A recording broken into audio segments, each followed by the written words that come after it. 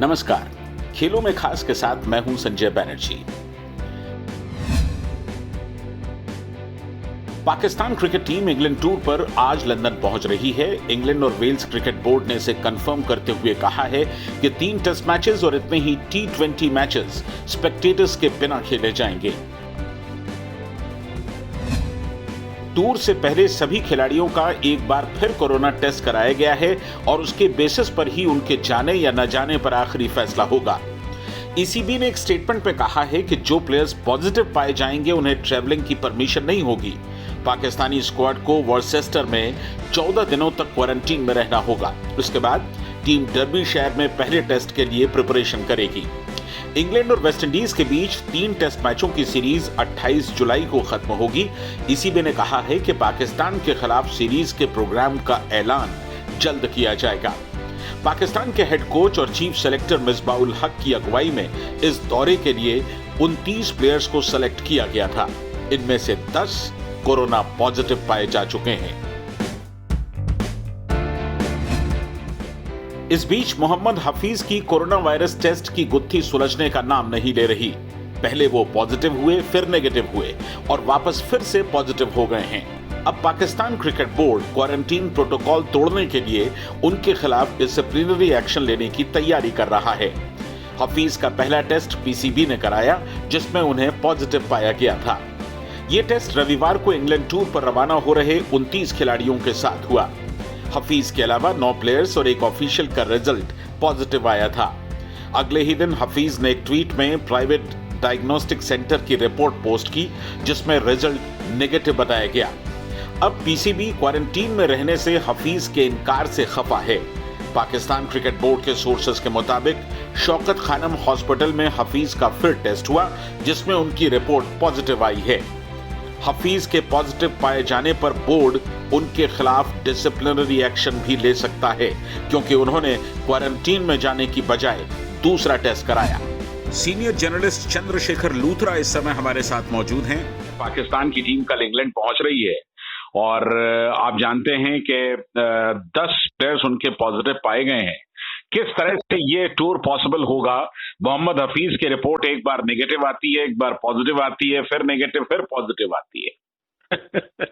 देखिए, पाकिस्तान की जो मैं तो मैंने पहली बार ये सुना था रिएक्शन, जो मैंने रिएक्ट किया था वो ये था कि I was very happy, at least थोड़ा क्रिकेट शुरू होगा। वेस्ट इंडीज जा रही है इंग्लैंड में, फिर पाकिस्तान जा रही है, एटलीस्ट लोगों को थोड़ा रिलीफ होगा, लोगों को मेंटल रिलीफ मिलेगा इस पूरे लॉकडाउन में, इस पूरी प्रॉब्लम से। लेकिन अब धीरे धीरे एक चीज समझ आ रही है कि अभी तक ये जो कर्व है ना इंग्लैंड में फ्लैटन हुआ है, ना इंडिया में फ्लैटन हुआ है। पाकिस्तान में बहुत बुरी हालात चल रहे हैं। तो ऐसे में थोड़ा सा शायद हम जल्दबाजी कर रहे हैं ये सब कुछ खोलने की।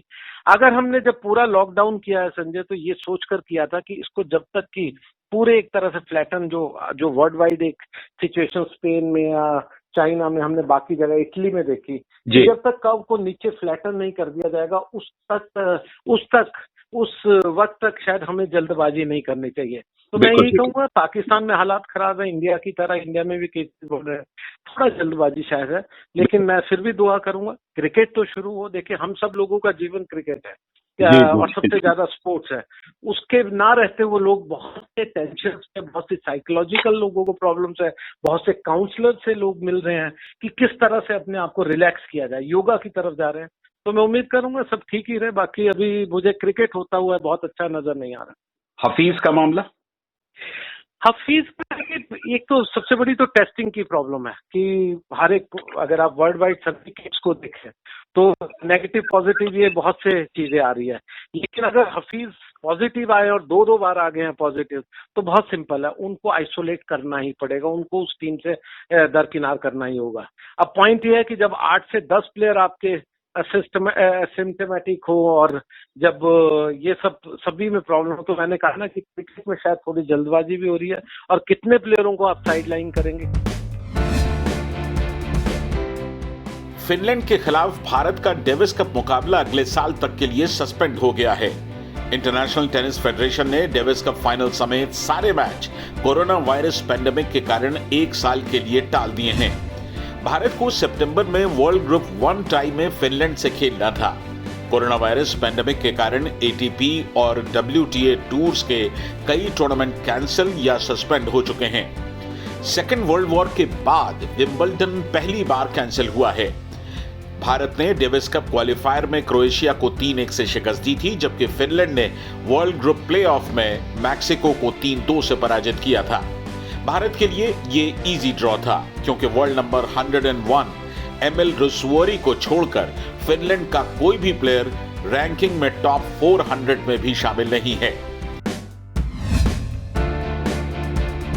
IOA के प्रेसिडेंट नरेंद्र बत्रा ने कहा है कि नेशनल स्पोर्ट्स फेडरेशन की रिकॉग्निशन के मामले को 2-3 हफ्ते में सुलझा लिया जाएगा, जिससे अगले साल होने वाले टोक्यो ओलंपिक की तैयारियों में खिलाड़ियों को कोई परेशानी न हो। उन्होंने कहा कि वे इस सिलसिले में लगातार स्पोर्ट्स मिनिस्ट्री के टच में हैं। हाल ही में हाई कोर्ट के ऑर्डर्स के बाद 54 खेल फेडरेशंस की मान्यता को खेल मंत्रालय ने वापस ले लिया था।